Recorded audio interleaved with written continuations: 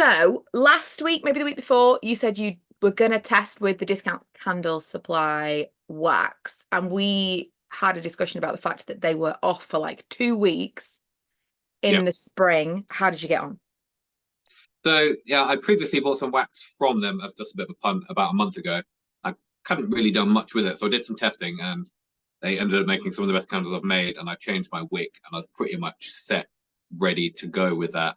Really good, nice, even melt pool, really good smell, really good glass adhesion. So pretty much everything I want in a candle. And then, like you said, they've been on holiday for 2 weeks, which is nice, but also a bit weird for a company selling quite a lot of stuff. I mean, work-life balance is good, but equally, don't know, you kind of want to sell some stuff. But anyway, so they were on holiday for 2 weeks. I waited and waited. I was going to buy loads of wax, and as soon as they were open, they sold out of everything I wanted. So I couldn't buy what I wanted. And then I went to go to Candle Shack to buy SEX wax because it's a bit similar to the DCS one. And that's all sold out in the big slabs as well. So I had to buy lots of little slabs, which cost even more money. But now I'm kind of back to square one in terms of who do I trust to buy wax from? Do I stick with what I know, or do I try different ones and test again? Do I try my own blends? These are the problems and things I'm thinking about at the moment. Yes. So something similar happened to me. Well, almost identical. I didn't actually wait until they'd sold out to give up on discount candle supply this week because they were supposed to open on the 2nd and I'd run out of wax completely. I was like, I'm not rebuying anything. I'm just going to go back to that. And on the 2nd, I went on the website and it said, we reopen on the 3rd. And I thought, I'm not playing around with this. Like, oh, tomorrow it's going to say, we reopen on the 4th. So then I decided to just go and order some C6, which in the meantime, you told me you think is going to become defunct in the UK. Yeah, I'm pretty More and sure more difficult to find. on every website I've looked at, they're selling out. And I think Randall's Candle said they're stopping it due to supply chain issues. Live more, I have not asked them. And then there's a company called British Wax that sell quite a lot. I emailed them seeing if they're going to get it back, and they said they're struggling to get it. So the only place I think is selling it is Crafter Stick. All these websites have got similar names. Yeah. But I've emailed them to see if they're going to keep stocking it, but I haven't heard back. But I fear it is going to dry up. So if you settle on that and that becomes your thing, you might have to change it at some point. It's so annoying. So also yesterday, when we were having this conversation about switching the waxes around, because I thought, well, I'll try C6. That's a basic. Surely I'll be able to get this. You need to have a backup. My backup was already the SCX from Candle Shack, which I've now ordered since you told me the C6 might not be available. So annoying. But I was saying to you yesterday that our original wax that we used for our melts was completely discontinued because it was a specific one we used from supplies for candles. So Yeah. now we've been playing around with different ones, and melts are a different animal. It's much easier to find a wax that works. You don't need to be like testing and testing like you do with candles, obviously, because there's no wick. But then yesterday, after I'd said that to you, I got an email from supplies for candles that melt is coming back. That melt wax is coming back. I'm like, Yeah, it's very tedious. It's hard because all these things you need consistency. You need it to be the same, so they burn the same, so they're safe, so they smell, they just so they perform well. So it's yeah, a bit of a nightmare to settle on one thing which you can't rely on. so annoying. So I'm all the more committed now to making sure that I have multiple waxes that I know are tested and work, at least for our core scents, because I I mean, I didn't have, like you'd said yesterday, I didn't have so much trouble even at peak season. Yeah, So I yeah. don't During know Christmas, what's going on. yeah, like during Christmas, I could more or less buy whatever I wanted, whenever I wanted. Mm, Granted, delivery took a bit longer, but no one seemed to run out of anything, and that's like when everyone goes mental for candles. So, yeah. Now, discount candle supply did run out often mm, at Christmas. yeah, And this is why when you were saying that they'd sold out so quickly, I was really hitting the Facebook groups hard last year. Not so much now, but I was like looking for as much information as I could find from UK people, which is probably how I found you in the first place, about wicking and hot yeah. throwing stuff. And that's how I found discount candle supplies, people recommending it through the Facebook groups. And the craziest thing, because we both said it's mad that they've taken 2 weeks off. Fantastic, because I mean, as a business owner, that's what you want. You want to be able to just take 2 weeks off. What a fantastic thing. But Yeah, definitely. Yeah, but it seemed crazy. But if their Facebook group is still like it was when I was on it, everyone is so nice. Everyone, like you go to a business Facebook group and it's usually complaints. It's usually people like, I've placed this order and I haven't received it. This oil is not what I thought it was going to be. It's mostly people kicking off at the business. The DCS community is like it's like a friend's Facebook page. Yeah, I did join it yesterday because I was going to go like, right, what the fuck's going on here? And then, like I said, Yeah. everyone's quite nice, and the owners seem quite pally and quite jokey, and Yeah. they don't really seem to give a shit either way. They're like, oh, we're run out, whatever. I know. So, But from our perspective as a business owner, that's kind of the goal is to yeah, be so confident in your product that you can just be super casual with the whole thing. But also the fact that they obviously have got such great customer service and they've built this community of people who really enjoy their product, clearly. That people are not kicking off at them. They're just like, oh no, I can't believe I can't get your amazing wax. yeah. I think if we can build up an understanding customer base that get it, then that's kind of the goal. I think that's the hard part for me with selling stuff on Amazon because people just see Amazon as big brands, so they don't really see the small Mm. people behind it. So they tend to leave harsher reviews or kick off immediately or refund stuff straight away without even contacting you. Whereas Yeah. people that buy directly through my website or when I used to sell on Etsy, they're much more understanding of it being handmade and how it's produced and everything that goes into it. Yeah, that definitely is something that puts me off trying to sell on Amazon. The Yeah. like we've never had a return.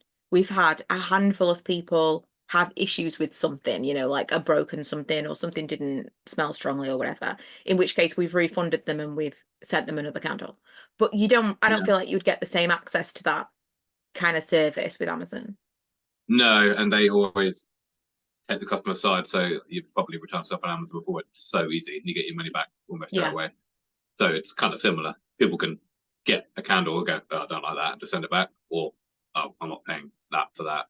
They more or less don't even need a reason. So I used to Yeah. take it personally, but oh, I've had a refund, and then I look at the reasons, but it takes about 30 days for the reasons to come through, and they're so vague. No point getting annoyed about it because it's almost entirely out of your control. Yeah. But without Amazon, I wouldn't be able to scale it the way I want to. So there's pros and cons to it.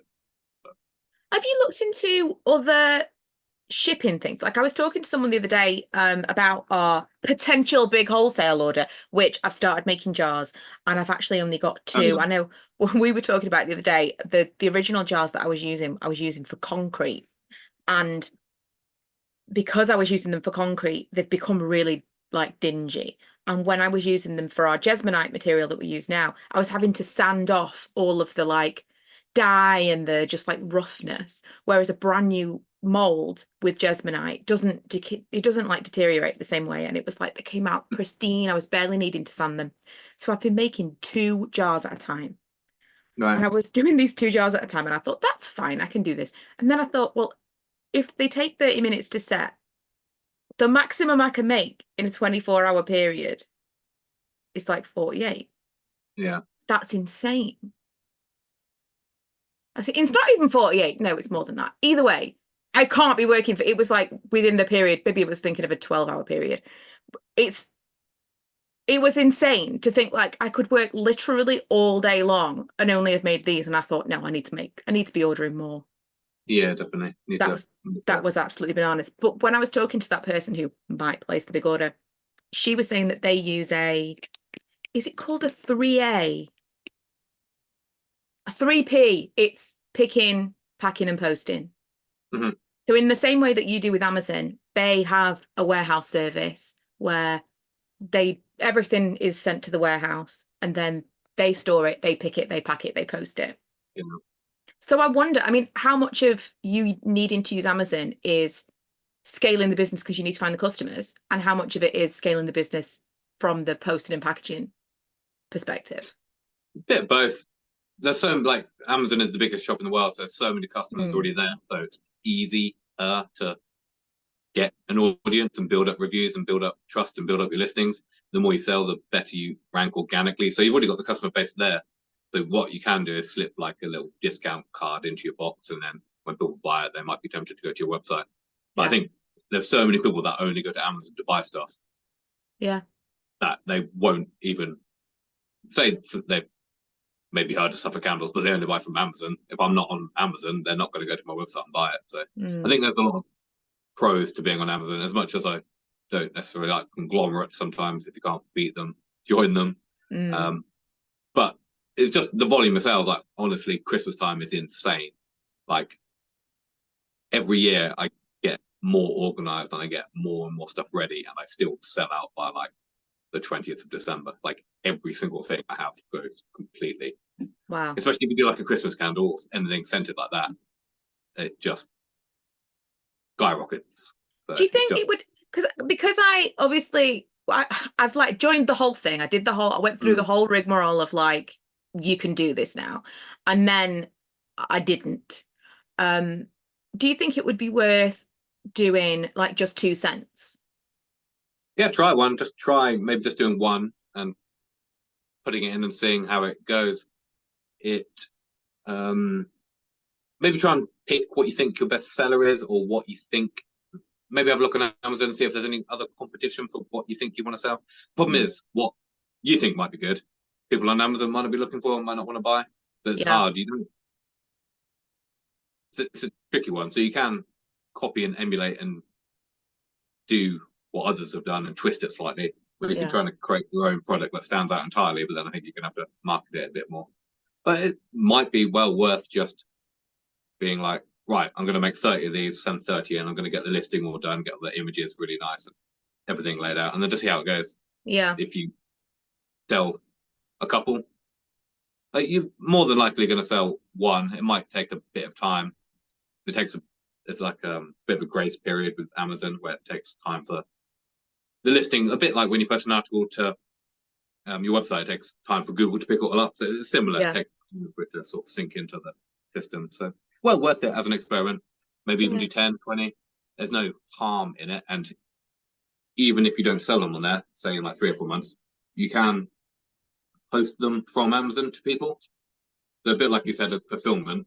I could use a fulfillment company, where you post all your stuff and they deal with it and they charge a fee. I could do the same from Amazon. So I can send a parcel anywhere from Amazon to someone's house directly, and they just charge me the fulfillment fee, which is about £5, which isn't much more than it costs, maybe a quid or two more than it costs me to use every or Royal Mail. So that's not bad. I didn't know that. So if you could effectively fulfill from your website through Amazon. Yeah, basically. And there's software that does it. So there's software which you can connect eBay, Amazon, and Shopify as one. You don't have to connect eBay, but you can connect your Amazon to your Shopify, and every time someone buys through Shopify, it will get sent automatically through Amazon with a tracking code and stuff. Wow. So if I was to, I mean, I know this is way off topic, but at this point I'm just picking your brain. So I'm thinking like Christmas time, if I was to do something and if I was to just make like 50 specific candles just for Amazon, specifically like I'm going to do the label, I'm going to do the branding, all based on what I think will sell just on Amazon. It could be something that we're already selling that I've just rebranded. And then it wasn't selling very well on Amazon. Mid-December, I could do a sale on our website and just fulfill all of those through Amazon. You could do, So the fulfillment fee just gets taken off your Amazon fee, basically. So that's come the end of this year, I'll share the results of that. Yeah, so if you were thinking about doing a Christmas one, I'd maybe get your listing done whenever, and then start thinking about sending them in sort of September, November. So it's got a bit of time to bed in. Yeah. And I wouldn't get discouraged if you don't sell anything straight away, because it just takes time. And I'd maybe get one of your mates or something to leave a review, so at least there's a bit of social proof. You're more likely to sell something with just one 5-star review to just puts people's minds at ease. So you shouldn't do that. But do you know what's really funny that made me laugh just on that topic? I'd never done Etsy really, and Karen did Etsy for a really long time, selling little baby Yodas. Not baby Yodas, they were magical children or whatever they were called, alien child.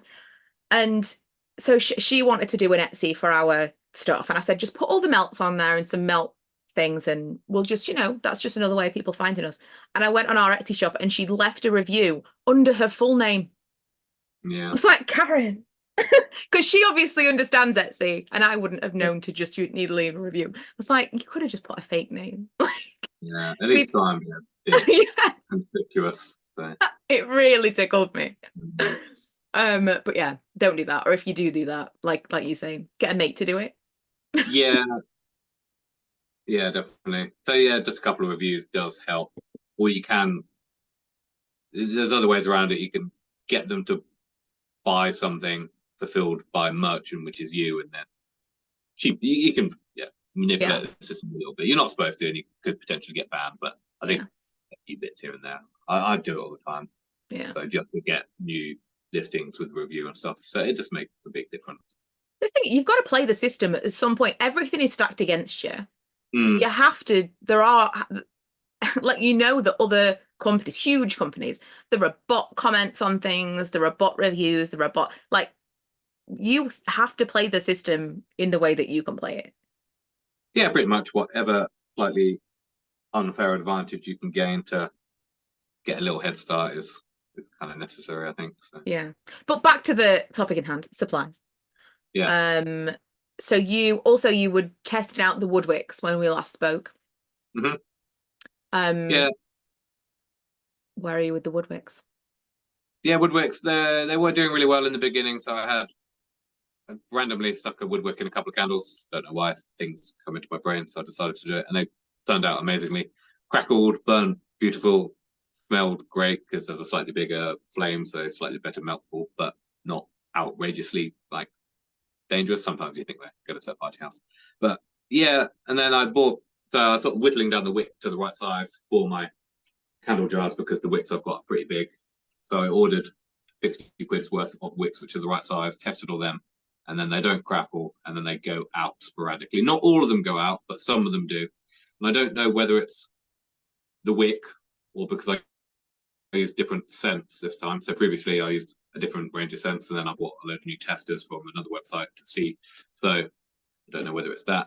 And this was a blend of wax. So I was using C6 and like a Parasoy blend from Supplies for Candles, just to just as a random punt. So I don't know whether it's a C6 which made the woodwicks work or whether something in the paraffin which helped. Because I tried doing woodwicks before and they just wouldn't stay alight regardless. And on my quest to make the best smelling candles ever, everyone keeps saying like Parasoy is the best because paraffin obviously has the best scent to it. So I bought a load of paraffin wax from Spice Candles to test it and see how it goes. And I was going to go down that route. I was going to maybe sell a few of my morals just to make the best smelling candle. But I don't know. I think once again, changed my mind. I can't quite do it. And the wax is really greasy. So I Mm-hmm. was getting a load out of my wax melter because I wanted to swap it and change it. And it's just, like Vaseline, like that kind of, it's just not a very nice feeling on your hands, whereas all the soy wax and everything, it feels quite nice in a sort Yeah. of weird way. This just felt a bit gross. So yeah, the woodwicks I'm going to have to leave on the side for now. I think I'll revisit it and, like you said, maybe try one scent, try and get that nailed, like the fireside one, and see if I can get that working. But I think for now, I'm just going to have to leave it to one To me, side. that makes complete sense. The fireside candle, if you can just nail one candle, it has to be the fireside. It Mm. has to be. But the killer with that, and that I found when I was doing the Woodwicks over Christmas, was that the supply is not consistent.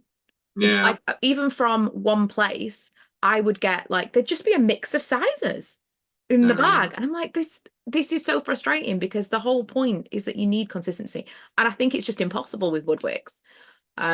So when you're already going through all the cost and time of all this testing with all these different waxes, because not all the waxes are always available, and then you come up against, well, this wick is never going to be consistent.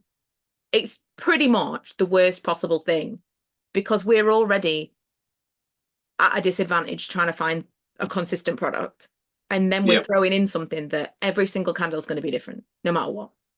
yeah. And I think with the woodwicks as well, like I don't know whether it's the same in the US, but it feels like there's maybe 6 to 8 websites that sell candle making supplies, and not all of them sell a lot of stuff. I was looking at Woodwick. Supplies for Candles is really the only place that sell them. There's another website that sold them, but they were twice as much money. You get those all S ones, which are quite cool. They're like Yeah, £1.20 a wick or something. that's insane. And imagine Um, if you get them and they're just like not good. And they're but yeah. £1.20 a wick. Mm. Whereas these ones were 60p a wick, which is still a lot of money for a Woodwick, but I could justify that. So yeah, if supplies for candles happen to run out of Woodwicks and I settled on those Woodwicks, I wouldn't be able to get them from anywhere else. So your Yeah. options seem limited in the UK. Have Candle Shack not got them anymore because they did do them? They did. They didn't maybe necessarily have the ones I want. Well, because I think I knew the ones from Supplies for Candles worked really well for my first batch. I thought Yeah. a smaller batch would, the smaller size would work. I hadn't really looked at Candle Shack properly, but I don't know why I didn't buy for them. I can't give you. Well, I got them from Supplies for Candles as well. And I think the Candle Shack ones were always unavailable. And I Yeah. wonder if that's just because they're not very good. I wonder That's if possibly why maybe they th weren't for sale. Maybe that's why I didn't buy them from that. yeah, I wonder if they've got a listing. Just literally in this moment, thought, I wonder if they've got a listing for Woodwicks for people who search Woodwicks.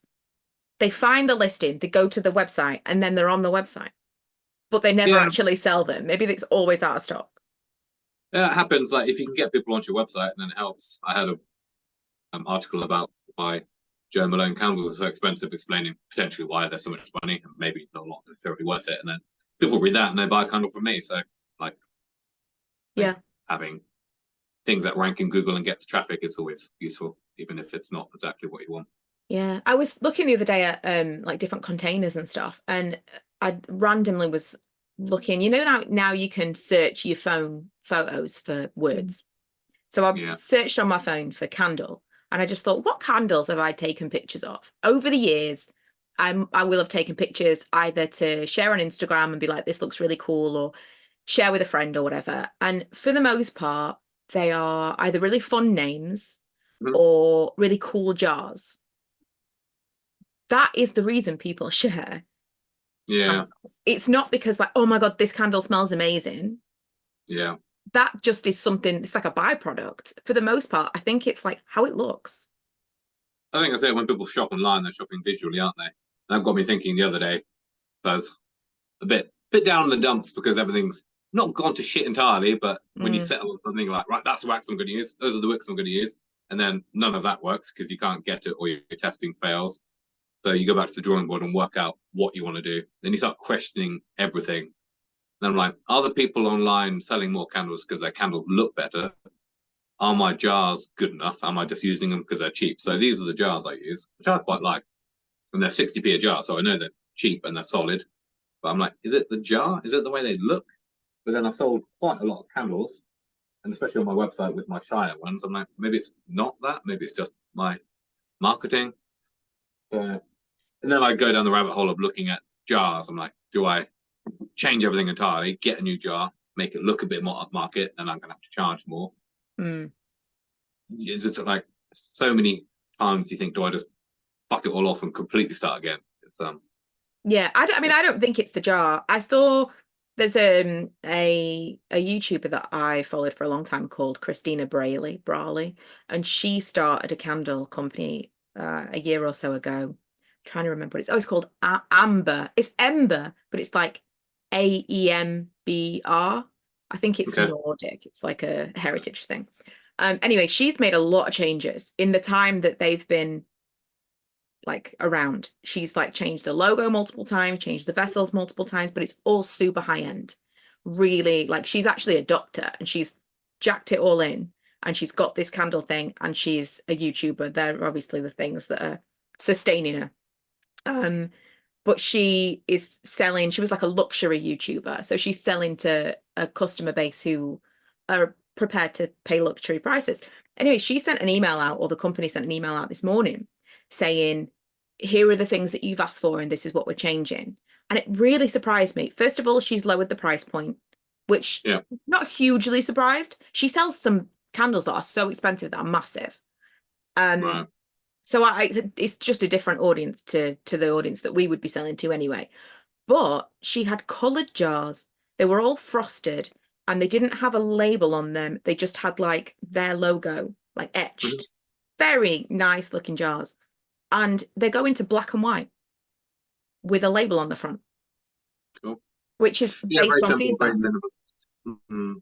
Mm, She said people wanted neutral, they didn't want colors, and I was like, that is so interesting, because I kind of went in that same direction, thinking the same thing, and I've been rethinking that recently, thinking maybe that's not a good idea. well, that's kind of what I've done now. So the opposite, more or less, Mm, the opposite of that. So my ones, I will have to find them. I have see-through labels on there, so they're very minimalist. yeah. But I think when you scroll on Amazon, all of my candles look exactly the same. So now I've gone through a bit not like Yankee Candle, but each Yankee candle's got like a bit of a picture of what it is. Mm-hmm. So I think people are so visual. So this is, I don't know how well you can see that. So that's one of the Yeah. ones I'm going to be doing. And a bit similar to like one of my sleepy time ones. Yeah. So they're all branded similarly, but all with pictures, I think. So yeah, maybe the opposite of what that lady's doing. But think of it like Bath and Body Works, because they basically sell, let's say, 3 different versions of exactly the same scent in different packaging. One of them will be just like frosted, a nice color. One of them will be like really, really minimal with just a black and white label, and it's just like a yeah, clear jar. And then the other one will be like yours and have like really bold print around it and more of a visual of what the thing is. So it isn't necessarily that one thing is better than the other. It's just different customers will want different things. And so there's nothing stopping either of us selling the same scent in a different packaging. yeah. I think evolving into my business model and kind of establishing my whys. I think what I want to do is sort of make sort of storytelling, memories, and nostalgia. And I feel like a bit of a picture is going to help bring Yeah. that all together. So, I but totally agree. I think for your brand, that is the right kind of label. yeah, and I think going back to what we were saying, when I was looking at these candle jars, the ones I settle on, I can only buy from one place, and then I'm like, do I risk putting myself in a corner again? And if they run out or supply chain issues, I can't get the candle jars I want. Whereas these honey jars, I can get from 4 or 5 different places, and they're Yeah. all about the same price. So it's those limiting options. Do you know what though? Even just basic, it's kind of crazy that I haven't got any candles around, but even just basic glass 30 centiliter jars, Mm, could not find them for love nor money. I think it was January. There were none anywhere. I ended up having to buy them in boxes of 6 at like a crazy cost from somewhere. yeah, And I was able to buy like huge, huge boxes before. They just weren't available. It was bananas. And that was such a basic jar. You would think, yeah. well, you'll be able to get that.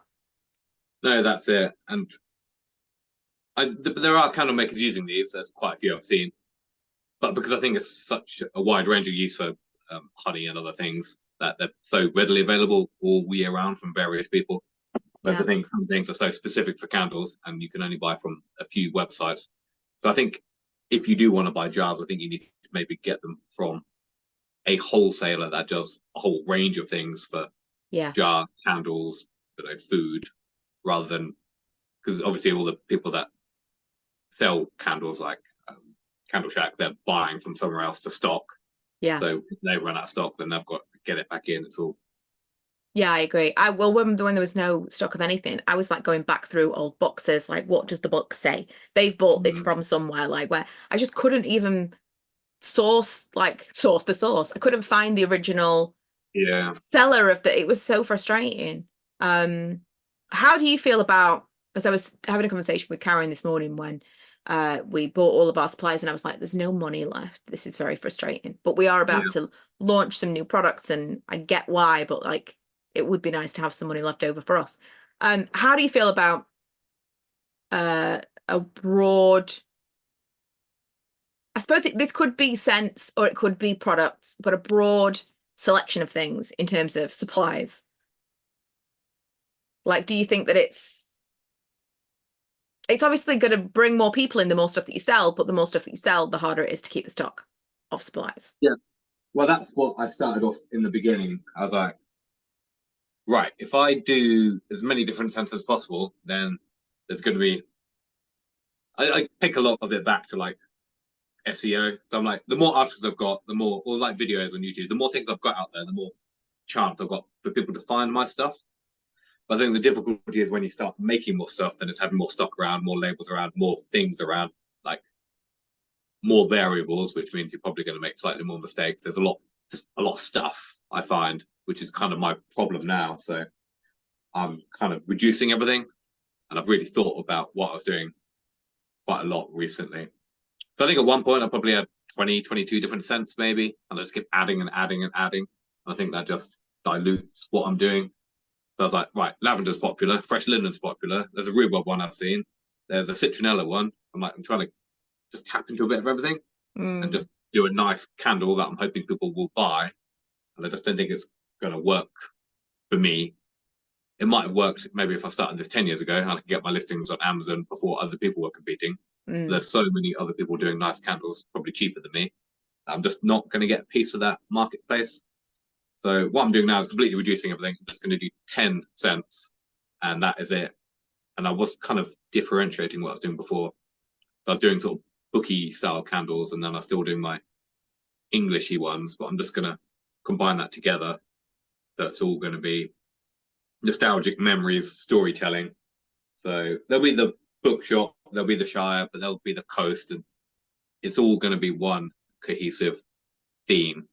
Yeah. So I think if you've got the facilities and you've got a team of staff and you want to do 100 different wax melts, then it's possible. But I think if it's one person, I think you really need to decide what you want to do and maybe do those things really well rather than trying to do 20 different things a bit badly.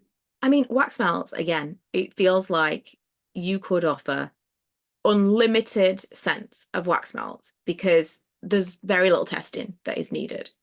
It's just they're just a much easier product to put together. So we've got 12 scents that we only do as a wax melt, which are the star signs. We wanted to do it originally, and I was like, I cannot face testing 12 new scents, Karen. I can't do this.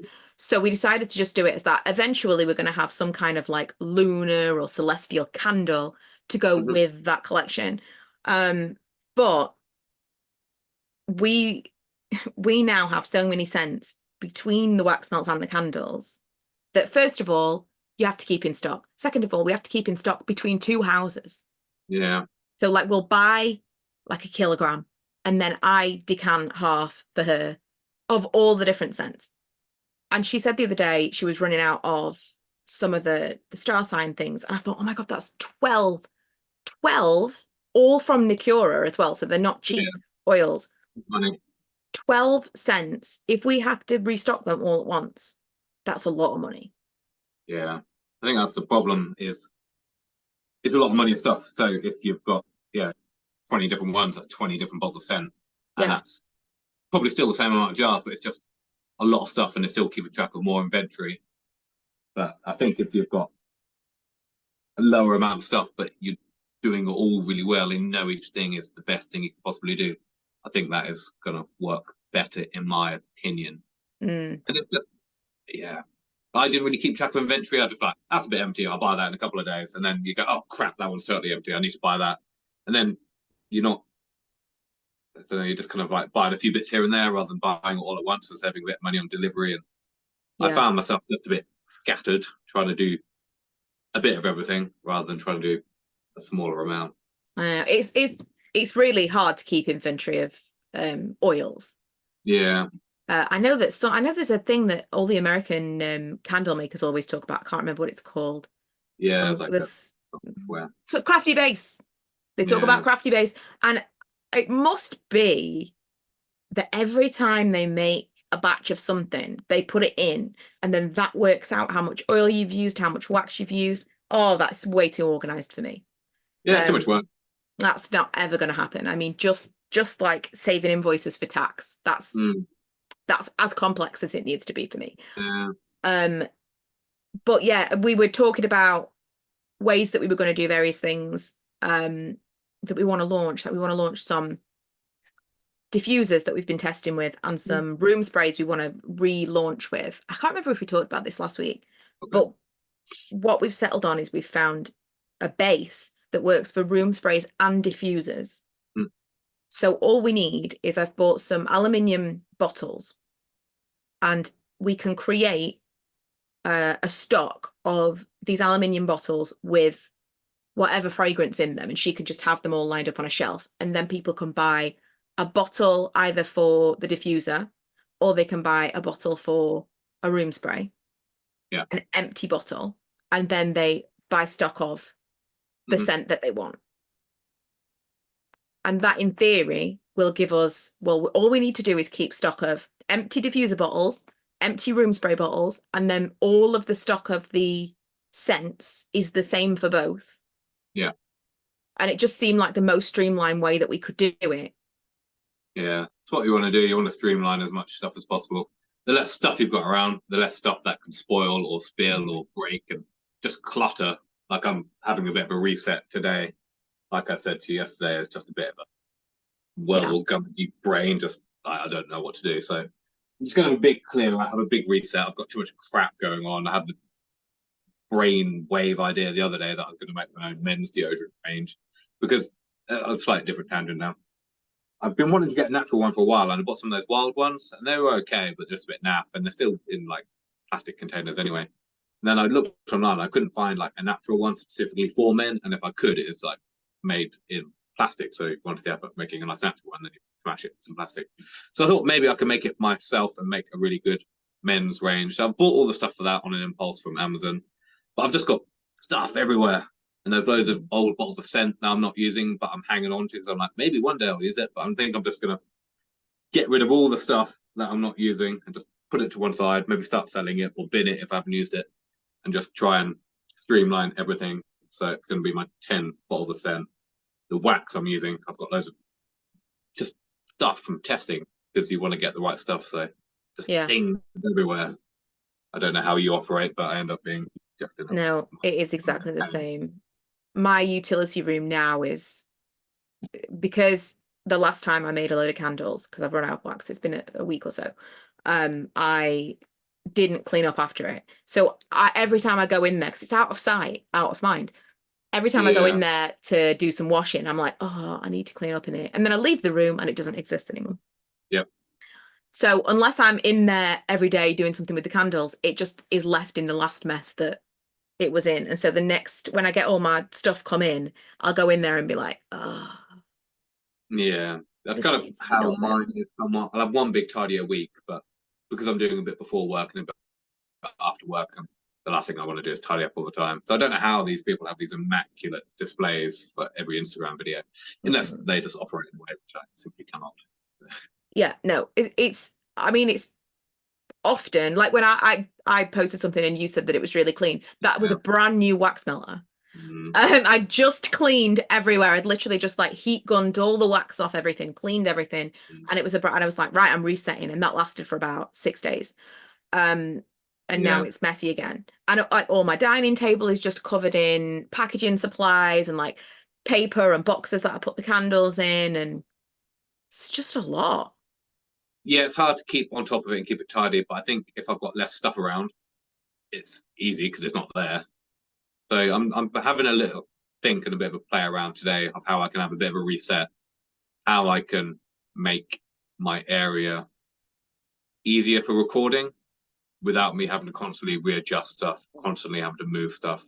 If I can set it up in a way that makes it easier for me to just go, right, I'm making some candles, I can record it.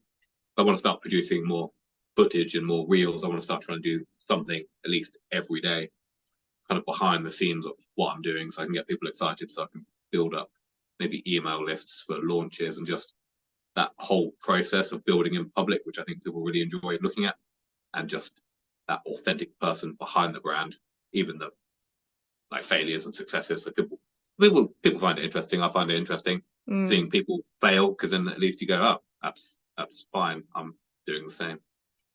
Yeah, no, I agree. All the behind the scenes stuff I really enjoy. But then sometimes also I do feel like when we make the behind the scenes reels, are we appealing to customers or are we appealing to other candle makers?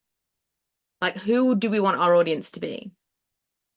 It's hard to tell because I'm not a candle buyer really. So, but I guess people want to buy nice candles, but people also want to buy from people. So if they can see the hardships and everything going into it and why you're doing it. So what I'm really going to focus on now is where I'm buying stuff from. So these glass jars are all made in Britain, so they're all British jars. Mm. I can start drumming that home.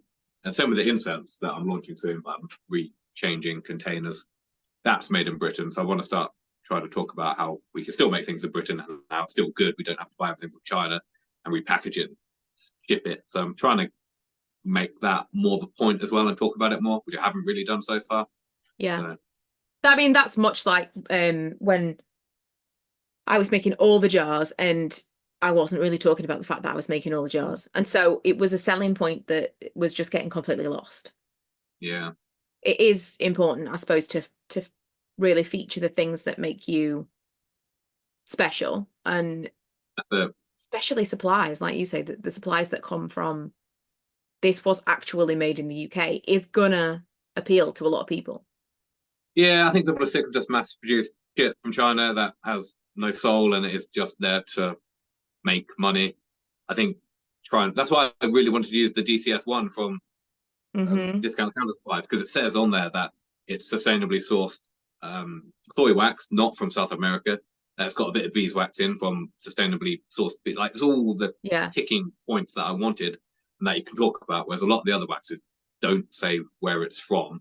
They might be soy wax, which I don't know how ethical it is. I don't think anything on a mass scale like that is necessarily, however much you want to believe it. It is just a natural product. So I don't want to drive home the same points everyone else is doing, like, oh, it's soy wax, it burns well. I want to drive home the fact it's sourced in a certain way and that it's as British as possible and it hasn't traveled thousands of miles on a ship before it's even got here. That kind of stuff is go down. Well, I'll tell you what was interested in the US, because I think a lot of stuff in the US is different to ours in terms of like regulations. But I did notice that a lot of people make candles that are blends but call them soy candles, and that as long as it is like 51% soy, it could be 49% paraffin, but they can just call it a soy candle, and they don't have to say that it's 49% paraffin. But when I had my little consultation with Wade, he said almost all of his candles are para soy because they're consistent. They smell better, the scent is better, they burn better, they last longer, all that kind of stuff. Yeah. So that's kind of why I started buying para soy to toy with it. I was like, oh man, maybe I've been doing this wrong, banging my head against the wall trying to make soy wax work for me, and maybe it's just not what I wanted. So I thought, maybe paraffin, maybe that's the way. Maybe I can sell my soul a bit and do that. But what I've also realized is you don't need to list your wax. You don't need to tell people what your wax is. Like Joe Malone don't say what's in their wax. So dippy, peaky, like all the real premium. Oh, they're all using paraffin. Yeah, they don't tell you what the wax is. So it could be a blend. It could be a bit of soy. And they could say natural. And like I said, it could be mostly natural, but they never list the wax. The only thing you have to list is the oils or the potential hazards. So no, it really, whenever I go somewhere that's really expensive, I mean, we went to Bicester Village the other day, like the designer outlet, and my friend was pointing out these, I can't remember where we were, let's say it was Gucci, and they had these candles that just looked terrible. They were hundreds and hundreds of pounds, and they were just like sat on the shelf, dusty, whatever. And I looked at it and it was like pure white. Like that is paraffin, that is paraffin wax. And it's not even like you're spending all this money and people don't care. They don't care what the wax is. We care, and some people care. But for the most part, I don't think people care. No, so I think like on my candles now, I'm just going to put a natural candle because it's a natural wax. I'm not really going to talk about it being soy because, like I said, I don't think people really give much of a shit. They just want a nice candle that smells nice. If it ticks a few boxes because it's sustainable. But I think for a lot of people now, like I said, I really want to drive home is as much Englishness as possible in terms of supply chain, where it's made, and using the local economy rather than everything having many transport miles on. Yeah. Well, I suppose that's the whole thing is we're looking for suppliers that work for us, and other people who are buying from us are looking for suppliers that work for them. They want people who tick their boxes. With what I've been thinking about a lot is the why. And when I think about the men's deodorant, that's a problem I've got. So there's a pain point there because I couldn't find a natural deodorant which is good for men that doesn't block your pores. It's not full of aluminium and plastic and all that kind of stuff. And I couldn't find one. So if I can make my own, I've solved that pain point. Yeah. And that's something other men might be looking for, like a natural testosterone, healthy, that kind of stuff. Yeah. Whereas in the candles, what I'm trying to work out is the why. What is the problem I'm trying to solve? What is it? Whereas that immediately comes to me, whereas I think I have to think a bit more about the candles rather than just making something nice that smell. So it's trying to pick something. So I think for me, it's going to be the British sourced element, and them creating sort of stories and memories and nostalgia. So those two things combined. I mean, most people don't necessarily need a why, but I think it helps sell to people if you have a mission. Yeah, I agree. Even if you've just got like a customer in mind, that helps. To have something to focus on of like, either this is why I'm doing it or this is who I'm doing it for. It definitely helps with marketing. Well, I think we went on many, many tangents, but there was some stuff about supply in there. And I'll be interested to see how the C6 wax actually performs. I'll be able to tell you next week. When's that coming tomorrow? Yeah. It is really good. It smells really good. Maybe it'll burn a bit differently compared to the other ones. I can't really describe it. It does burn just a bit differently. I can't. Well, I started my testing with Parasoy from Supplies for Candles, and it wasn't great. I didn't find that was particularly great.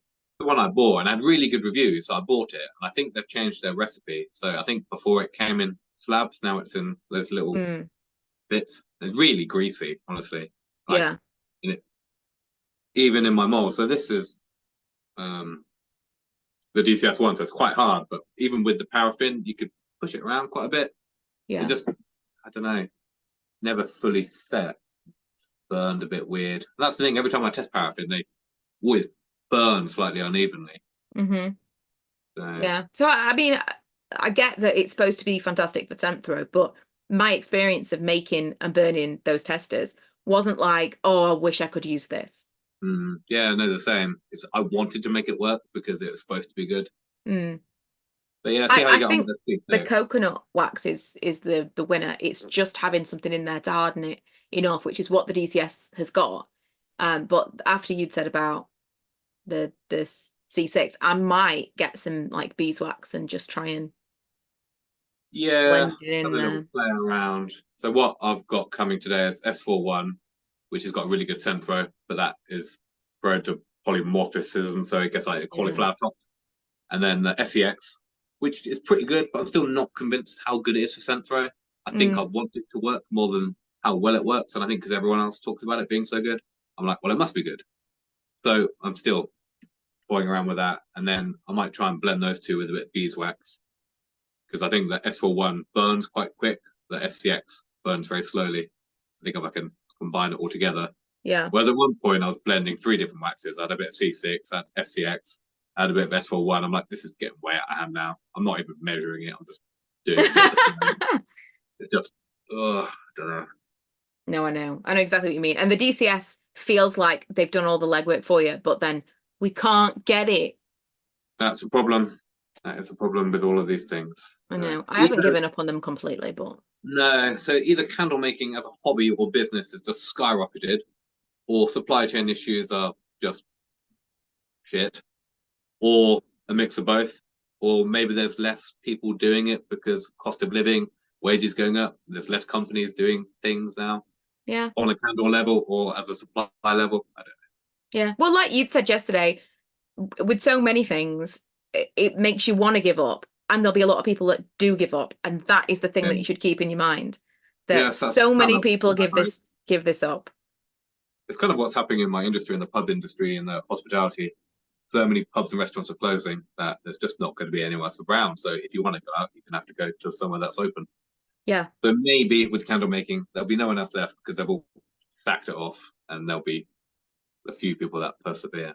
Absolutely. It's all going to be the people who are left in the end will be the people who are successful, because this is how I feel about YouTube though as well. Everyone else is going to short form, and the people who wait it out, it'll come back People will crave long form content again, and we'll still be here. I think long form content is the winner. It's what I watch. I mean, I sit in the bath and scroll through reels, but the information from long form videos is good.